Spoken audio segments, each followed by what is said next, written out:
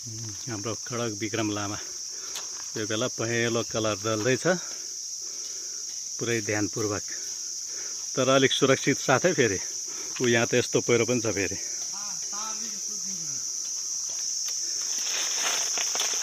आजको मुख्य डिजाइनर हाम्रो भक्तलाल योन्जन लामा, हाम्रो पेन्टर इन्जिनियर रवेश लामा मामा जी हुनुहुन्छ। उहाँ एकदम ध्यानपूर्वक लगाउनु भएको छ, कडा मिहिनेतको साथमा। त्यसरी आकर्षण देखिरहेको छ अहिले लामा डाँडा पार्कको। यो हाम्रो सुरुवात हो र अहिले हामी निरन्तर रूपमा यो पार्क सजाउने कामहरू हामी गरिरहेका छौँ।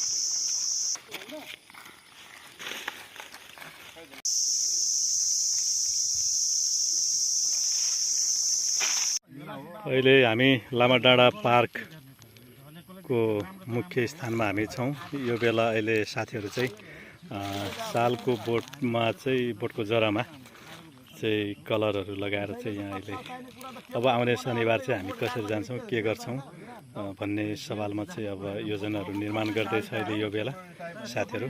सबैजनालाई चाहिँ अब यो पार्कलाई अलिकति व्यवस्थित तरिकाले निर्माण गर्नको लागि र अझै पनि आकर्षक बनाउनको लागि चाहिँ कस्तो खालको के गर्दाखेरि राम्रो हुन्छ भन्ने विषयमा चाहिँ अहिले मित्रहरू एकदमै छलफलमा छ। सबैजना गम्भीर मोडमा छ र सबैजना चाहिँ एकदमै सिरियसली यो पार्कलाई एकदमै आकर्षक र पर्यटक आन्तरिक होस् या बाहिरी पर्यटकहरूलाई चाहिँ अब आकर्षण कसरी गर्ने भन्ने विषयमा चाहिँ एउटा गुरु योजना निर्माण गर्ने उसमा अहिले छलफलमा छ।